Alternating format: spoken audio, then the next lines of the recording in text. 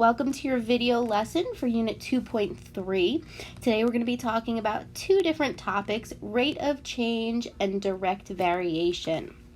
So we're going to start with rate of change, okay? And this is a ratio that describes the change in one quantity with respect to another. So in order to calculate this, we do a change in a y over a change in x. Now, this is going to be really familiar to you. Okay, because change in y over change in x is slope. It's the same formula. So rate of change and slope are actually the same thing. Okay, so y2 minus y1 over x2 minus x1. So the difference in what we're going to be doing here today with rate of change is that we're kind of going to standardize this into a unit rate. Okay, and that's just kind of taking it one step further from slope. But we are going to calculate using y2 minus y1 over x2 minus x1. So we're going to look at a couple different representations of how to do these problems. So first we're going to look at this graph, which shows the number of people who visited U.S. theme parks in recent years. We're going to find the rate of change from 2000 to 2002. So it would be good if we had some ordered pairs to use. So in 2000, you can read from the graph that we were at 317. Now this is in millions. All right, so we can just use 317 as long as we remember our unit at the end. Okay, and then we're going to 2002, which is 324. Okay, so we can write some ordered pairs. So remember, time is always x.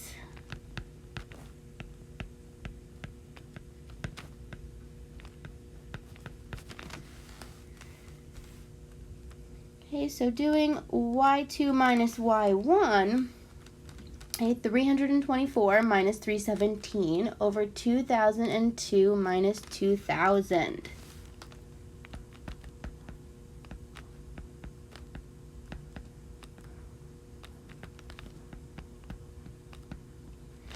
Okay, so we don't want to forget that. Time is always x is going to be a very big theme here for both rate of change and direct variation. Okay, so if we work this out, okay, we get 7 over 2. But like I said, we kind of want to standardize this into a unit rate and give some sort of analyze the situation. Okay, so what is the meaning of the rate of change from 2000 to 2002? So think about that for a second. So it's people and years. Okay, so 7 million more people visited the theme park in a matter of 2 years. That's what that's saying. Okay, we could also say 3.5 million more people went to the theme park each year from the last. Okay, we could divide that out because 7 divided by 2. Okay, and remember unit rate, unit means 1. Okay, so 3.5 million more people went to a theme park each year from the last. Okay, and that's what that meaning is, and we really do want to have this analyzing step to our rate of change problems. Okay, so this was reading from a graph. We're also going to read from a little scenario, a little word problem. So a runner weighed 145 pounds in 1986 and weighs 190 pounds in 2007. What is the average rate of change in weight? Okay, so when in doubt, we want to make ordered pairs, remembering time is always x. Okay, so if time is always x, 1986, 145 should be an ordered pair. Okay, these two values go together, and we have to make the year our x value. Okay, so we can set up our y2 minus y1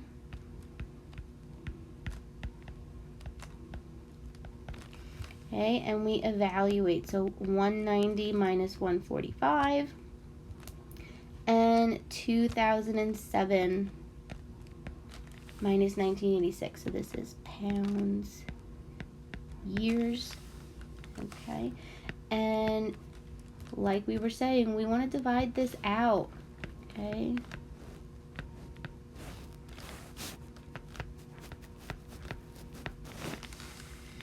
Okay, so how can we put this into a conclusion? So what is the average rate of change in weight? So the runner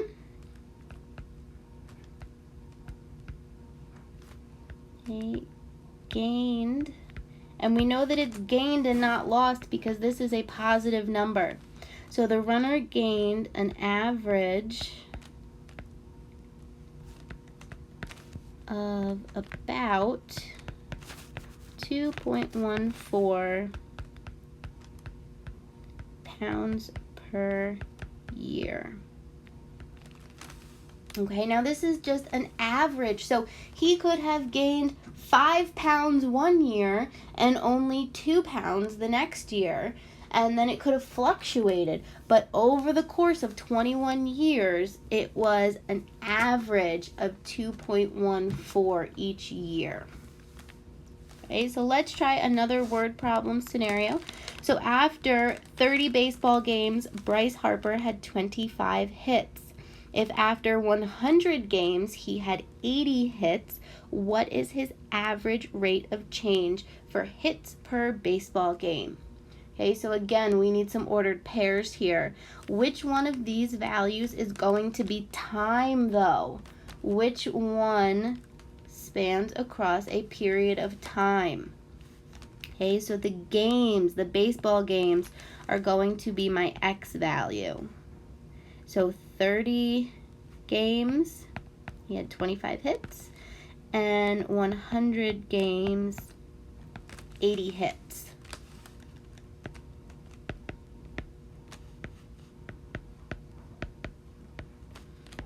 Okay, so set up your y2 minus y1. So we have 55 over 70. So this is about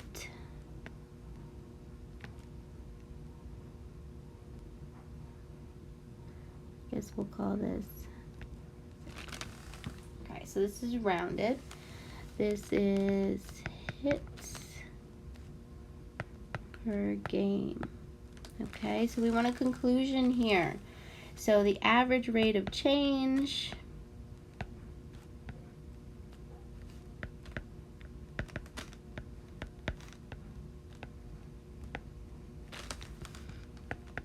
is about 0.786 hits per game. Okay, now we know, again, this could be more one game and a little bit less the next, but we're talking about an average over a longer period of time. All right, so we have first looked at a graph, now a word problem. Now we're going to read a table of values, okay, or a chart. So find the average rate of change in the number of voters between 8 a.m. and 10 a.m.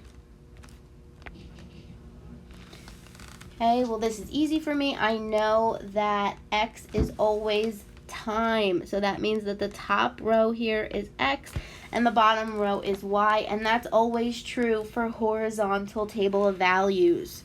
Okay, X is always on the top, Y is on the bottom. So my ordered pairs, 8, 141, 10, 351.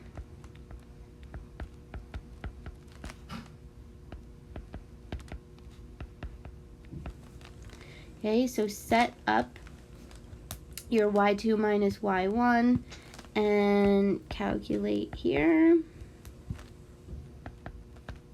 Okay, and you always want to make sure that you give a conclusion. So if we get 105, all right, there was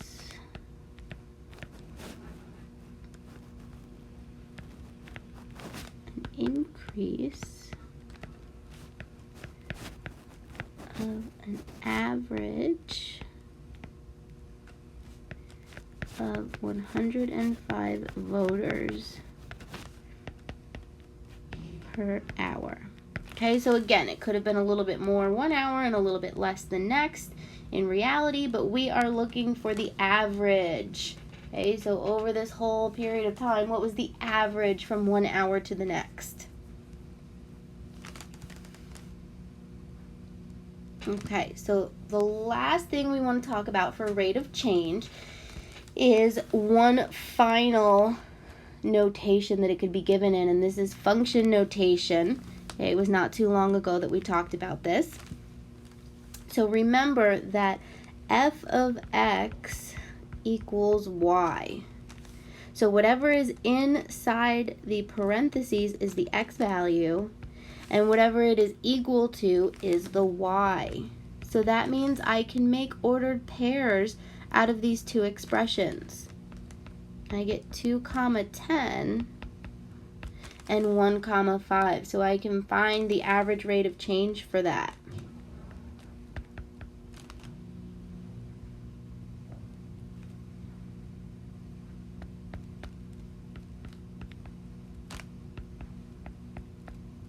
Okay, since there's no real life situation to, coordinate this with, we could just say the average rate of change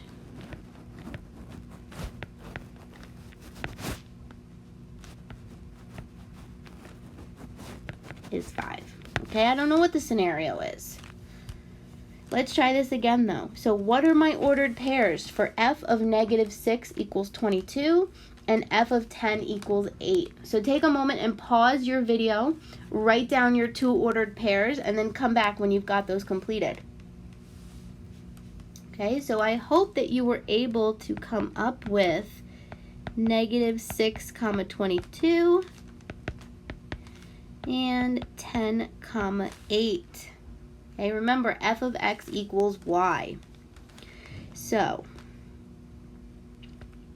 8 minus 22, 10 minus negative 6. Watch your signs and use parentheses.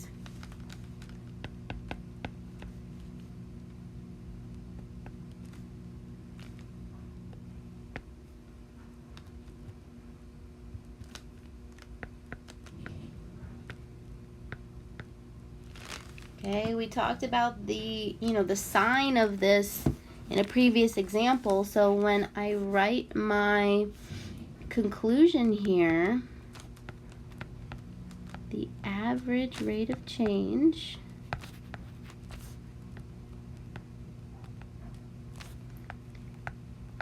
was a decrease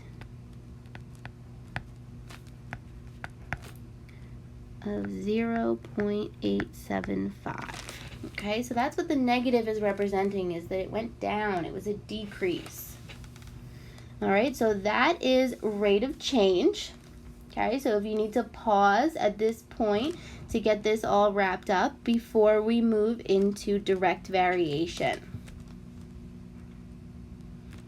Okay, direct variation, and again, this has nothing to do with rate of change, but this follows the formula y equals kx. So that is very important. You want to make sure that that is a part of your notes. Okay, as well as this statement, y varies directly with x. Okay, so this means as x moves, the y moves accordingly. Okay, and in that equation, k is the constant of variation. The constant of variation means how the two values are moving.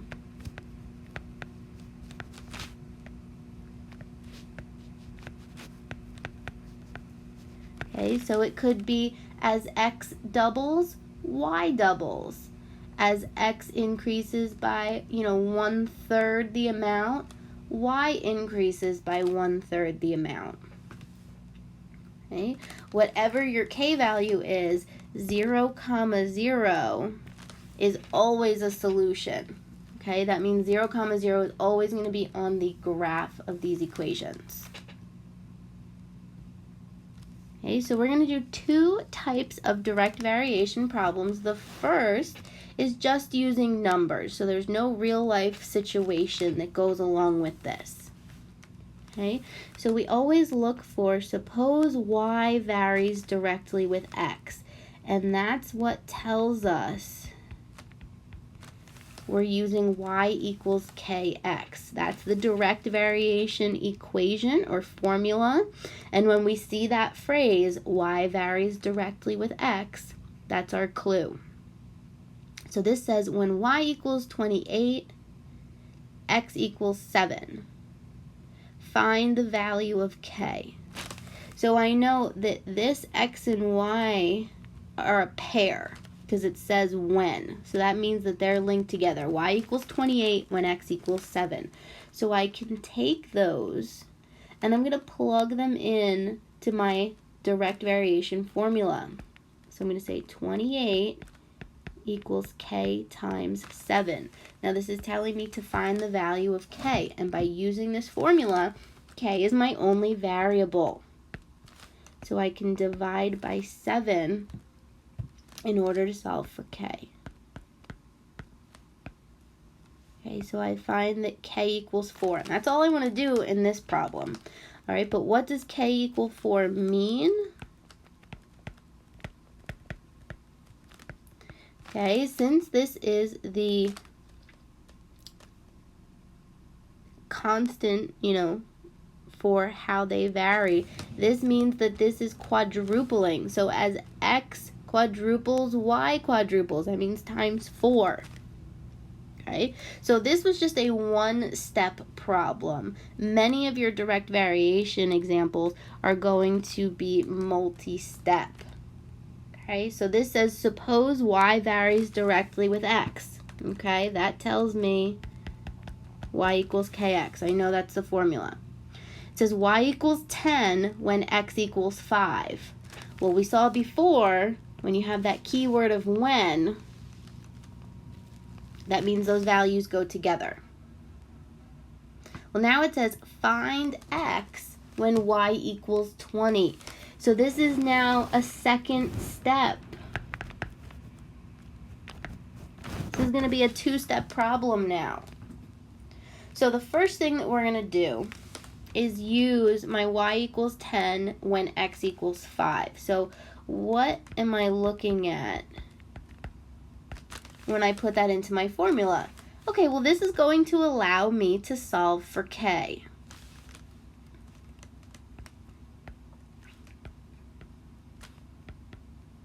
So I find that k equals 2. So that means that my constant of variation that as x doubles, y doubles.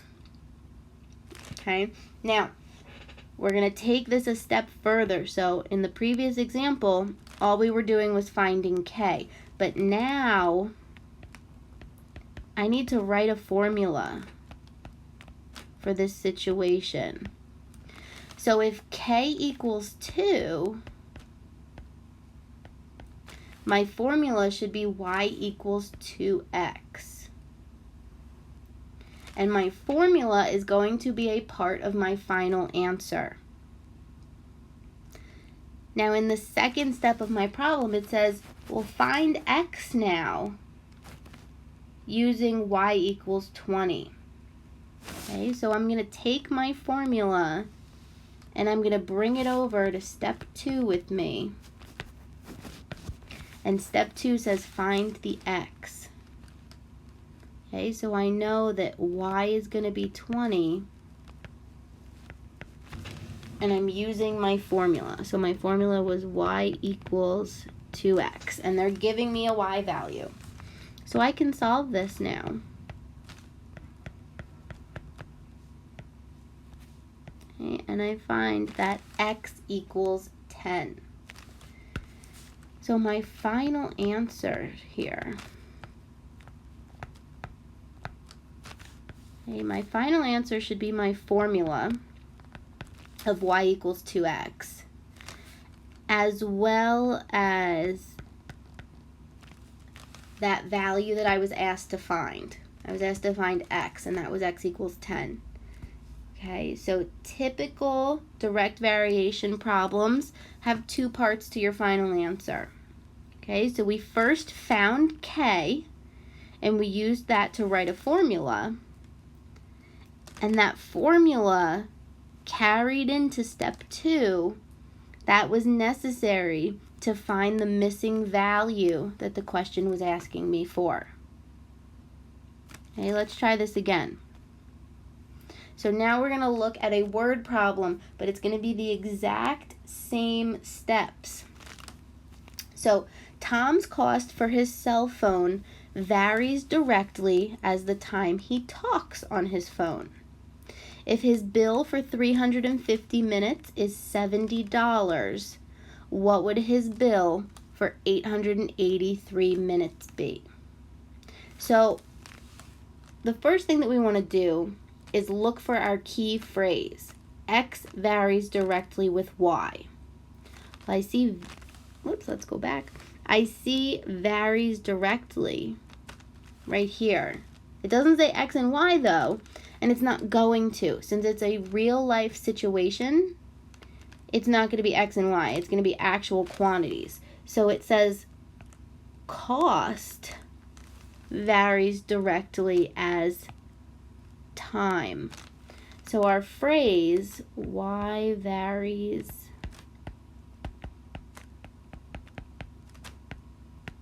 directly is X, and here I have cost varies directly as time. So that must mean that Y is cost and X is time. And that X is time, that's that theme from this lesson. X is always time. So this makes sense. So I think I'm going to see now if I can put together an X and a Y, a time and a cost. If his bill for 350 minutes is $70. Well, there I go. There's a pair of cost and time. So 350 minutes and $70.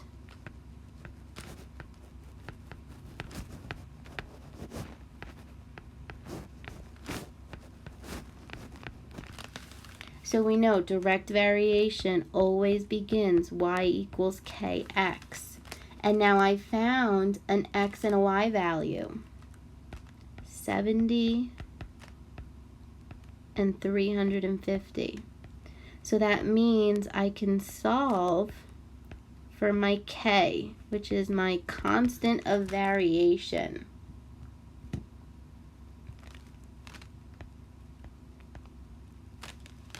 And I use that to write my formula.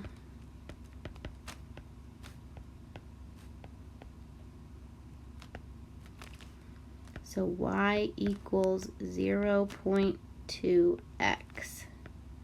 Okay, remember your formula is part of your final answer. We're going to take that formula to step 2.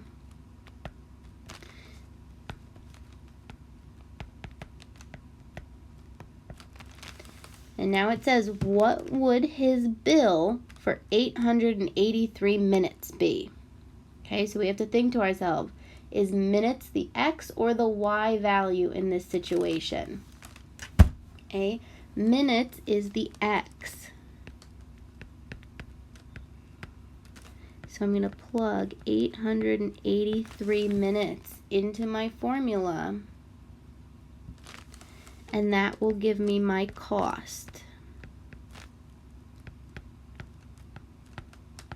which is $176.60.